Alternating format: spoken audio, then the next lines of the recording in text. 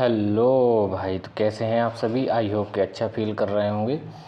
और जो भी हमारी वीडियो एग्ज़ाम के रिगार्डिंग जो जीएस जीके की सीरीज़ चल रही है, उसमें हम लोग देख रहे हैं कि जो यूपी ट्रिपल एससी के प्रीवियस ईयर में जो भी पेपर कराए गए हैं, उन सभी प्रीवियस ईयर के क्वेश्चनों को हम लोग देख रहे हैं।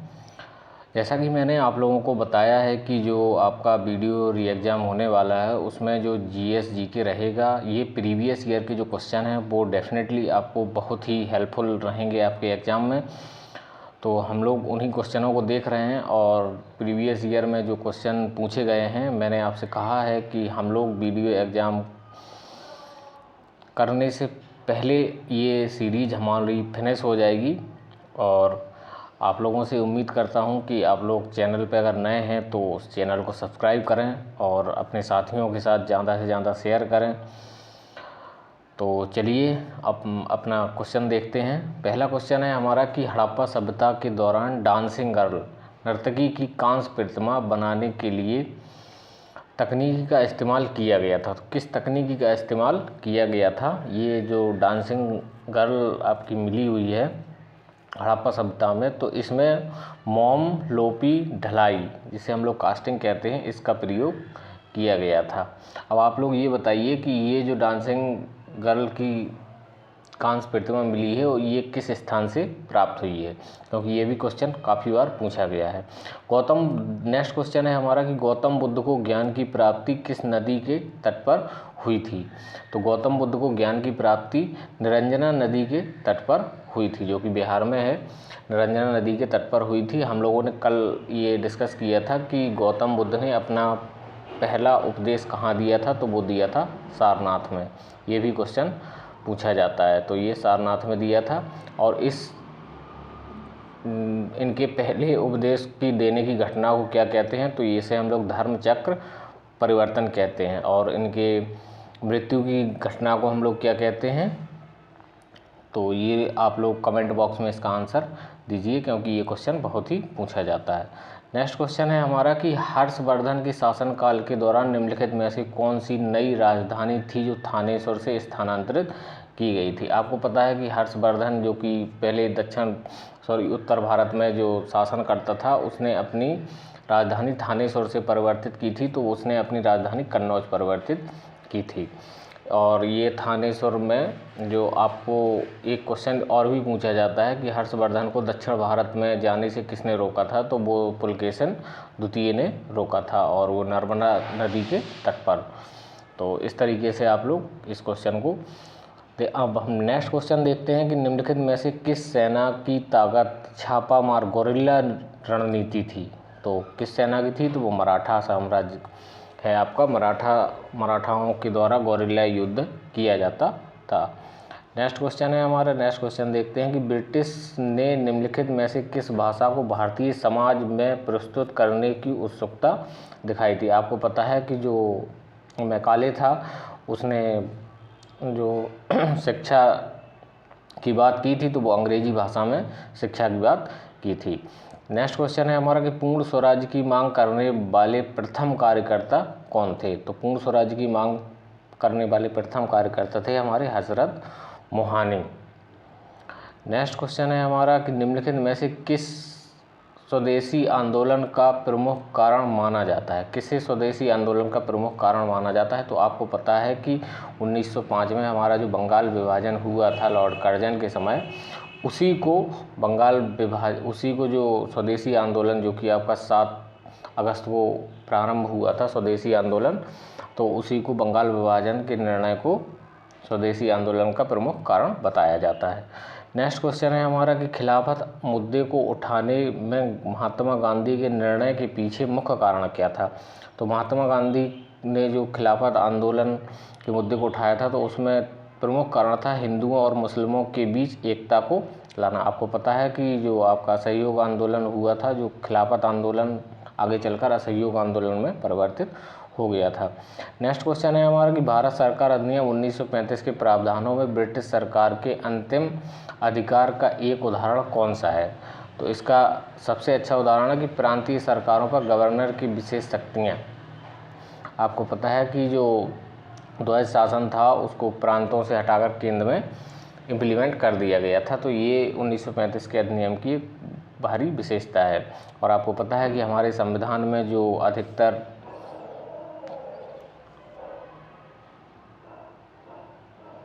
1935 के अधिनियम को ही अडॉप्ट किया गया है। हमारे संविधान में जो अधिकतर प्रावधान अप्लाई होते हैं वो 1935 के अधिनियम से ही लिए गए हैं।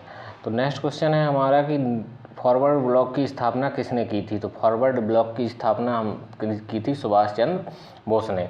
कल हम लोगों ने एक क्वेश्चन पढ़ा था जो कोई इसी से रिलेटेड था कि NIA की स्थापना राष्ट्रीय सेना दल की स्थापना किसने की थी। तो वो आपकी सुभाष चंद्र बोस ने की थी। तो आपको पता है कि क्वेश्चन रिपीट होंगे, तो इसीलिए हम लोग इस सीरीज को कंटिन्यू कर रहे हैं। नेक्स्ट हमारा क्वेश्चन है कि लक्षद्वीप की राजधानी निम्नलिखित में से कौन सी है। तो लक्षद्वीप की राजधानी आपकी कवरत्ती है। कल इसी से रिलेटेड क्वेश्चन था कि लक्षद्वीप भारत का सबसे क्षेत्रफल के हिसाब से सबसे छोटा केंद्र शासित प्रदेश कौन सा है। तो वो लक्षद्वीप था।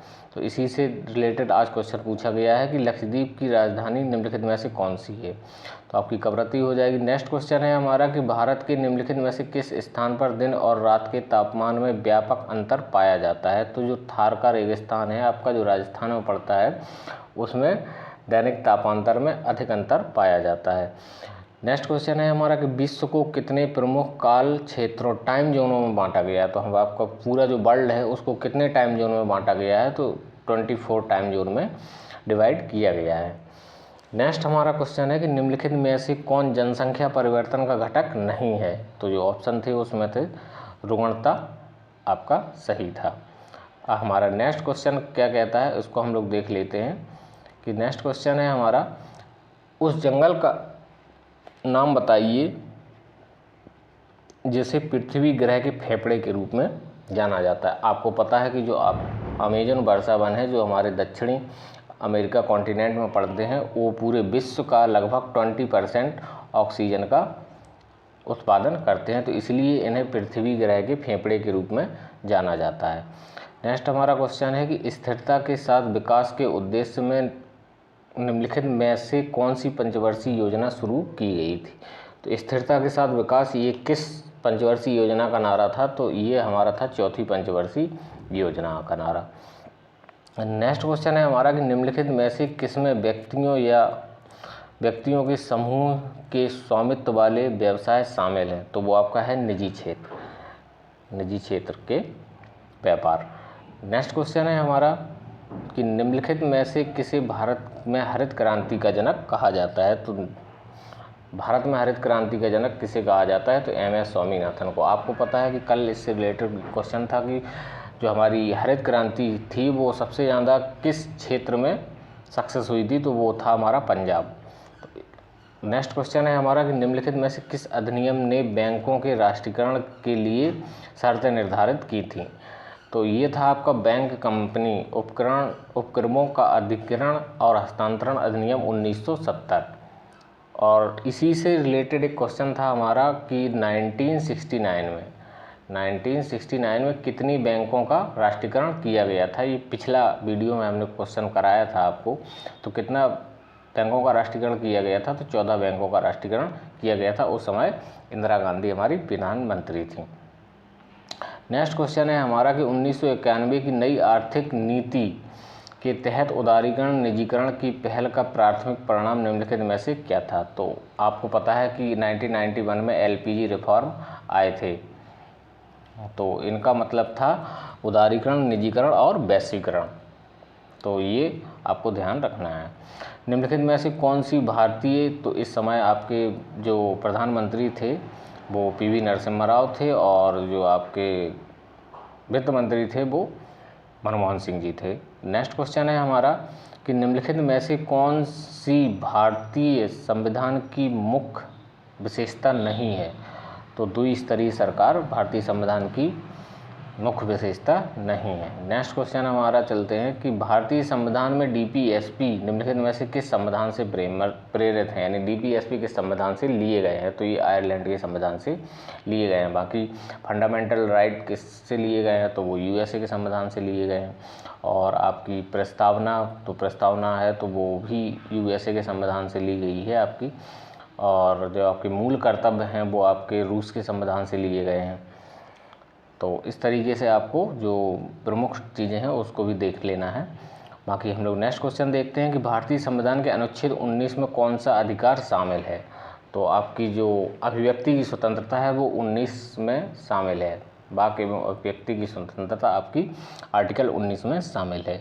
नेक्स्ट क्वेश्चन हम लोग देखते हैं कि संसदीय प्रणाली में कार्यपालिका किसके प्रति उत्तरदायी होती है। संसदीय प्रणाली में जो कार्यपालिका होती है वो किसके प्रति रिस्पॉन्सिबल होती है, तो वो होती है विधानमंडल के प्रति।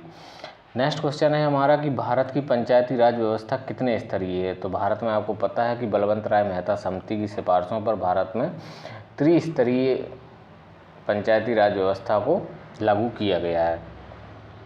नेक्स्ट क्वेश्चन है हमारा कि 1 हॉर्स पावर कितने वाट के बराबर होता है, तो ये होता है 746 वाट के। नेक्स्ट क्वेश्चन है हमारा कि निम्नलिखित में से कौन सी एक रासायनिक अपक्रिया नहीं है, तो रासायनिक अपक्रिया नहीं है, तो इसमें आपका हो जाएगा पानी का भाप में रूपांतरण, क्योंकि ये रिवर्सिबल होती है। जो रिवर्सिबल होगी वो भौतिक चेंज होगा और जो रिवर्सिबल नहीं होगा वो केमिकल चेंज हो जाएगा। अब इसमें क्या है कि पानी का भाप में रूपांतरण, अगर पानी है उसको अगर भाप बना देंगे आप, मतलब भाप ठंडी होगी तो दोबारा से पानी बन जाएगी, तो ये आपका भौतिक परिवर्तन होगा जो दोनों तरफ से होता है। जबकि जो केमिकल चेंज होता है वो एक ही डायरेक्शन में होगा। अगर कागज़ को आपने जला दिया है तो वो दोबारा से कागज़ नहीं बन सकता, तो वो आपका केमिकल चेंज हो जाएगा। और ये यहाँ क्या है, रिवर्सिबल है। आपने भाप को पानी बनाया और पानी से भाप से फिर से पानी बन जाएगा, तो ये आपका रासायनिक परिवर्तन ना होगी, भौतिक परिवर्तन हो जाएगा।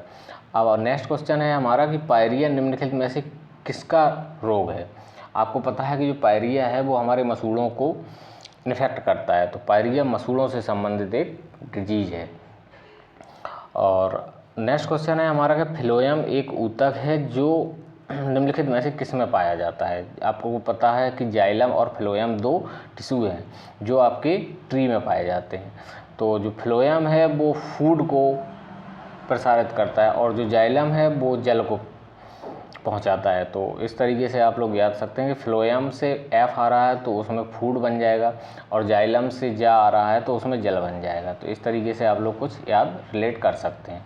नेक्स्ट क्वेश्चन है हमारा कि निम्नलिखित में से कौन सा एक एसिड जो आपकी जो बैटरी होती है उसमें यूज होता है। तो जो बैटरी होती हैं उसमें कौन सा यूज होता है, तो वो आपका होता है सल्फ्यूरिक एसिड। जो आपकी बैटरी होती हैं जो स्टोरेज करती हैं उसमें, तो उसमें सल्फ्यूरिक एसिड काम में लिया जाता है। हमारा ये मैथ का क्वेश्चन है, आप लोग इसको करना चाहें तो कर लीजिएगा। बाकी इजी क्वेश्चन है, आप लोग कर सकते हैं। हम लोग देख रहे हैं जीएस और हिंदी। तो नेक्स्ट क्वेश्चन है हमारा कि सद्भावना का संधि विच्छेद क्या होगा। तो सद्भावना का संधि विच्छेद होता है आपका सत्य प्लस भावना। सत्य प्लस भावना, ये कौन सी संधि है, तो आप लोग इसको बताएंगे कमेंट बॉक्स में। नेक्स्ट क्वेश्चन है हमारा कि श्वेत और श्वेत का अर्थ क्या है। ये क्वेश्चन अनेकार्थी शब्द होते हैं इनका क्वेश्चन। श्वेत का मतलब होता है सफ़ेद, वाइट, और श्वेत का मतलब होता है पसीना। ये आप लोगों ने पढ़ा होगा ये इसमें पर्यायवाची शब्दों में कि श्वेत का मतलब पसीना होता है, श्वेत मतलब होता है वाइट। नेक्स्ट क्वेश्चन हम लोग देखते हैं कि खाक में मिलाना। खाक में मिलाना मतलब उसको कंप्लीटली डिस्ट्रॉय कर देना, यानी सब कुछ नष्ट कर देना, खाक में मिलाना। नेक्स्ट क्वेश्चन है हमारा कि अनिल का पर्यायवाची क्या है। अनिल का पर्यायवाची होता है आपका पवन, यानी कि हवा। अनिल का पर्यायवाची आपका पवन होता है। और एक होता है अनल, जिसे हम लोग बोलते हैं अनल। अनल का पर्यायवाची होता है, ये होता है आपका आग का पर्यायवाची।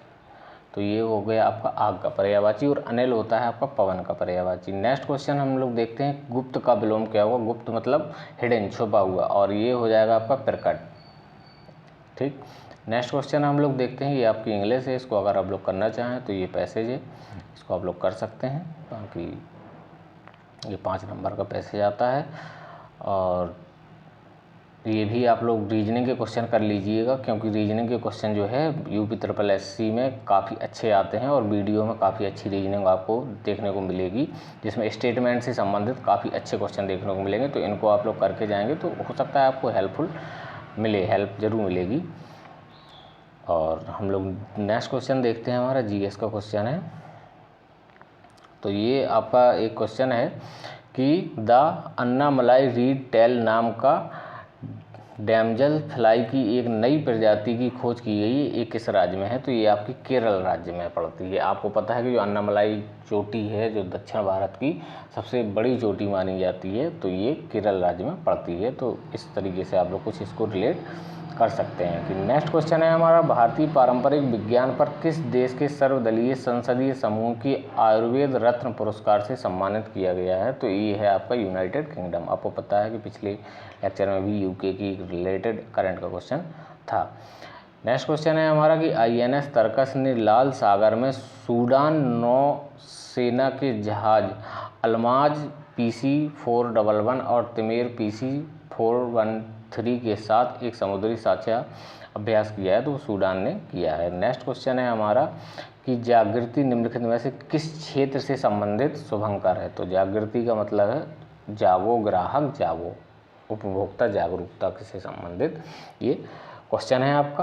तो नेक्स्ट क्वेश्चन हम लोग देखते हैं अपना कि महाराष्ट्र में स्थित औरंगाबाद का नया नाम क्या कर दिया गया है? तो अभी आप लोग देखते हैं कि जो पैलेस हैं उनका नाम चेंज होने का ट्रेंड चल रहा है। तो इस समय महाराष्ट्र में स्थित जो औरंगाबाद है उसका नाम बदलकर संभाजी नगर कर दिया गया है। तो नेक्स्ट क्वेश्चन हम लोग देखते हैं कि निम्नलिखित में से किस कंपनी ने जुलाई 2022 में भारतीय खिलाड़ियों के प्रदर्शन को बढ़ाने के लिए भारतीय ओलंपिक संघ के साथ दीर्घकालिक समझौता किया है? तो वो रिलायंस इंडस्ट्री लिमिटेड ने किया है आपका। नेक्स्ट क्वेश्चन है हमारा, नेक्स्ट क्वेश्चन हम लोग देखते हैं कि हमारा टाटा पावर सोलर ने किस राज्य में भारत की सबसे बड़ी फ्लोटिंग यानी तैरती सौर ऊर्जा परियोजना शुरू की है? तो वो केरल राज्य में की है। हम लोग करंट के क्वेश्चन इसलिए देख रहे हैं क्योंकि करंट 2022 का ये करंट है और ये जून जुलाई का करंट, जून जुलाई के बाद का है या जून जुलाई का करंट है। तो हो सकता है कि आपका 6 महीने पहले का भी करंट पूछा जा सकता है। तो इस तरीके से ये भी इम्पोर्टेंट हो जाएगा आपका। नेक्स्ट क्वेश्चन है कि हिमाचल प्रदेश में 21 दिवसीय संयुक्त अभ्यास वज्र प्रहार 2022 किन देशों के बीच हुआ है? तो ये हुआ है आपका इंडिया एंड USA के बीच में। नेक्स्ट क्वेश्चन है कि डाक कर्मयोगी पोर्टल का उद्देश्य क्या है? ऐसे क्वेश्चन बहुत पूछे जाते हैं, जो पोर्टल होते हैं उनसे संबंधित क्वेश्चन हमेशा पूछे जाते हैं। तो डाक कर्मयोगी पोर्टल का उद्देश्य क्या है? कि लगभग 4 लाख ग्रामीण डाक सेवकों की क्षमताओं में वृद्धि, ये आपका आंसर हो जाएगा। नेक्स्ट क्वेश्चन है हमारा, नेक्स्ट क्वेश्चन कहता है कि जुलाई 2022 में कॉफ़ी बोर्ड ने कॉफ़ी मसालों की जलवायु प्रतिरोधी किस्मों को विकसित करने के लिए किसके साथ एक समझौता ज्ञापन पर हस्ताक्षर किए हैं? तो इसरो के साथ किए हैं। कॉफ़ी बोर्ड ने इसरो के साथ समझौता किया हुआ है। नेक्स्ट क्वेश्चन है हमारा कि निम्नलिखित में से कौन सा देश भारत के साथ सबसे लंबी अंतर्राष्ट्रीय सीमा साझा करता है? तो वो बांग्लादेश है। इसी से रिलेटेड कल एक क्वेश्चन था कि बांग्लादेश भारत के कितने राज्यों के साथ सीमा साझा करता है? तो उसका आंसर आपका था 5 राज्यों के साथ सीमा साझा करता है। और इसके साथ हमारी सबसे लंबी अंतर्राष्ट्रीय सीमा लगती है, जो कि 40-96 किलोमीटर लगती है। ठीक, नेक्स्ट क्वेश्चन है हमारा, निम्नलिखित में से कौन सी इजराइल की राजधानी है? तो इजराइल की राजधानी यरूशलेम है। और इजराइल के जो 6वीं बार प्रधानमंत्री बने हैं वो क्या नाम है उसका? तो उनका नाम है बेंजामिन नेतन्याहू। नेक्स्ट क्वेश्चन है हमारा कि निम्नलिखित में से 2014 में बनाया गया भारत का 29वां राज्य क्या था? तो 29वां राज्य आपका तेलंगाना था। वर्तमान में भारत में 28 राज्य हैं और 8 यूनियन टेरिटरी हैं। ठीक, यानी 8 केंद्र शासित प्रदेश हैं और 28 आपके स्टेट हैं। नेक्स्ट क्वेश्चन है हमारा कि निम्नलिखित में से किस राज्य में विधान परिषद है? तो आपको पता है कि हमारे 6 राज्यों में इस समय विधान परिषद है, जिसमें से कर्नाटक हो गया, आंध्र प्रदेश हो गया, उत्तर प्रदेश हो गया आपका, और बिहार हो गया, मध्य प्रदेश हो गया। तो इस तरीके से आपके 6 राज्यों में विधान परिषद है। किस दिन को भारतीय वायुसेना दिवस के रूप में मनाया जाता है? तो आपको पता है कि भारतीय वायुसेना दिवस आपका 8 अक्टूबर को सेलिब्रेट किया जाता है, 8 अक्टूबर को सेलिब्रेट किया जाता है। नेक्स्ट क्वेश्चन है हमारा कि निम्नलिखित में से किसे भारत का स्कॉटलैंड कहा जाता है? तो भारत का स्कॉटलैंड आपको कुर्ग को कहा जाता है, भारत का स्कॉटलैंड। बहुत ही इंपॉर्टेंट क्वेश्चन है, काफ़ी बार पूछा गया है। निम्नलिखित में से किसे भारत का स्कॉटलैंड कहा जाता है? तो कुरूप हो जाता था। नेक्स्ट क्वेश्चन है हमारा, कला मथुरा में स्टेसलिंग की पारंपरिक कला क्या है? तो वो सांची है। नेक्स्ट क्वेश्चन है हमारा, क्या कह रहा है, वॉलीबॉल निम्नलिखित में से किस देश का राष्ट्रीय खेल है? तो वॉलीबॉल आपको पता है कि किस देश का राष्ट्रीय खेल है? तो शायद ये चीन का राष्ट्रीय खेल है, कन्फर्म नहीं है, आप लोग उसको देख लीजिएगा कि वॉलीबॉल किस देश का राष्ट्रीय खेल है। तो निम्नलिखित में से किस व्यक्ति ने प्रसिद्ध पुस्तक the story of my experiment with truth लिखी थी? तो ये आपकी महात्मा गांधी जी ने लिखी हुई थी। इनकी एक पुस्तक और है जिसे हम लोग हरिजन कहते हैं, और भी इनकी कई पुस्तकें हैं। नेक्स्ट क्वेश्चन है हमारा कि वायुमंडल में ग्रीन हाउस गैसेस पृथ्वी के अधिकांश उत्सर्जित को अवशोषित कर लेती हैं जो निचले वायुमंडल में कर्म करती हैं। तो ये आपकी इंफ्रारेड होती हैं, जो अवरक्त किरणें होती हैं, उनको अवशोषित करती है। हमारी वायुमंडल में जो ओजोन है उनको अवशोषित करती है। तो ओजोन परत किस मंडल में पाई जाती है? तो समताप मंडल में पाई जाती है। आपकी समताप मंडल में जो सूर्य से आने वाली परावैंगनिक किरणें जो आपकी पृथ्वी के टेम्परेचर को बढ़ाती हैं, तो उनको ये अवशोषित करने में हेल्प करती है। तो नेक्स्ट क्वेश्चन है हमारा, ये आप लोग हिंदी का ये एक पैसेज है, इसको आप लोग देखिएगा और खुद से ट्राई करने की कोशिश कीजिएगा, क्योंकि इसमें आप लोग कर सकते हैं। तो इसमें 5 क्वेश्चन होंगे आपके, और आप लोग इसको कीजिए। तो ये भी एक फिर से पैसेज है आपका। तो ये आपका पैट जो है, पैट 2022 का ये कंप्लीट हो जाता है आपका। और हम लोग आने वाली नेक्स्ट, चलिए, तो ये आपका फिर से मैथ के क्वेश्चन आ गए हैं। तो आई होप कि आपको वीडियो ये अच्छा लगा होगा, और इस वीडियो को ज़्यादा से ज़्यादा शेयर करिए अपने दोस्तों के साथ। तो ये जो पैट 2022 का आपका एग्ज़ाम था, उसकी जो आपकी पेपर सॉल्यूशन था वो हमने करवा दिया है। और जो अब हमारे जो वीडियो के जो पिछले पेपर हुए हैं उनको हम लोग करवाएंगे। तो जो वीडियो पिछले प्रीवियस ईयर में जो जीएस जीके में क्वेश्चन पूछे गए उनको हम लोग देखेंगे, और इसके बाद हम लोग देखेंगे नेपाल जो वन दरोगा हुआ है, उसके बाद जो भी एग्ज़ाम इन्होंने कराए हैं, तो प्रीवियस ईयर के जो जीएस के क्वेश्चन हैं उसको हम लोग देखने की कोशिश करेंगे। और ये वीडियो आपके लिए बहुत ही हेल्पफुल होने वाली है। तो इस वीडियो को ज़्यादा से ज़्यादा शेयर करें, ज़्यादा से ज़्यादा लाइक करें, और चैनल पे नए हैं तो चैनल को सब्सक्राइब ज़रूर करें। तो मिलते हैं नेक्स्ट वीडियो में, जब तक अपना ख्याल रखिए। जय हिंद।